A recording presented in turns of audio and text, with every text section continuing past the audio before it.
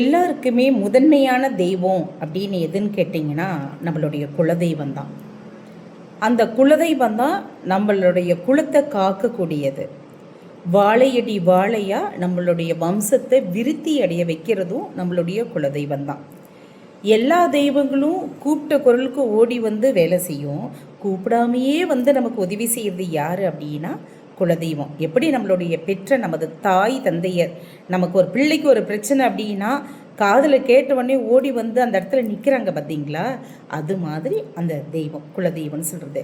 இப்போ குலதெய்வத்தினுடைய சாபம் இருந்தது அப்படின்னா, அந்த குலதெய்வத்தினுடைய கோபத்துக்கு ஆளானாங்க அப்படின்னா என்ன விதமான அந்த குடும்பத்துக்கு உண்டான அறிகுறிகள் என்ன தெரியும், நம்ம குடும்பத்துக்கு குலதெய்வத்தினுடைய சாபம் இருக்குதா அப்படின்னு நம்ம பார்க்கணும். அப்படின்னு பார்த்தோம்னா கிரகங்களில் வந்து பார்த்தோம்னா மறைவு ஸ்தானங்களில் இருக்கிறதும், பாவ கிரகங்களுடைய சேர்க்கை இருக்கிறதும், பாதகாதிபதி சேர்க்கை இருக்கிறதும் இது மாதிரி சொல்லலாம். என்னங்க எனக்கு ஜாதகத்தை பற்றிலாம் தெரியாதுங்க அப்படின்னு சொல்லக்கூடியவர்களுக்கு ஒரு 5-6 அறிகுறிகளை நான் சொல்கிறேன். ஒன்று, நம்மளுடைய பூர்வீக இடத்துல இருக்க முடியாது, சொந்த ஊரில் நம்மளால் வசிக்க முடியாது, பூர்வீக வீட்டில் நம்மளால் இருக்க முடியாது. ரெண்டாவது பார்த்திங்கன்னா பூர்வீக சொத்துக்களை நம்ம அனுபவிக்க முடியாது. பாட்டைன் முப்பாட்டைன் தாத்தா அப்பா அப்படின்னு அவங்களுடைய சொத்துக்கள் நமக்கு இருக்குது, ஆனால் அதை அனுபவிக்கிறதுக்குண்டான யோகம் இருக்கக்கூடிய அமைப்புகள் இருக்காது. அதே மாதிரி பூர்வீக இடத்துல வந்து பார்த்தோம் அப்படின்னா அங்கே அந்த உதலியும் நமக்கு அடி மேலே அடி, அவமானம், கெட்ட பேர், இது மாதிரியான அமைப்புகளை உருவாக்கி கொடுக்கும்.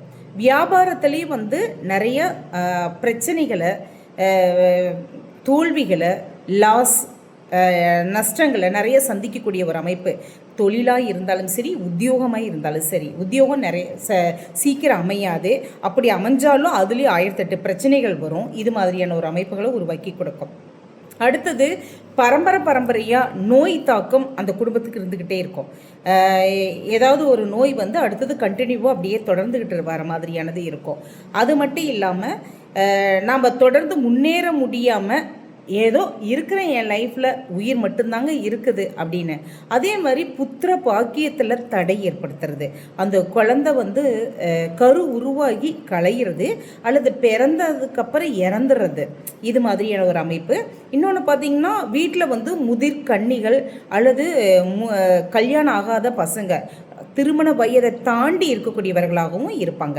இது எல்லாமே என்ன காரணம் அப்படின்னா குலதெய்வத்தினுடைய சாபம் அப்படிங்கிறத நம்ம சொல்லலாம். இது எல்லாமே குலதெய்வத்தினுடைய அருள் இருந்தால் தான் நமக்கு என்ன பண்ண முடியும், அதை நிவர்த்தி பண்ண முடியும்.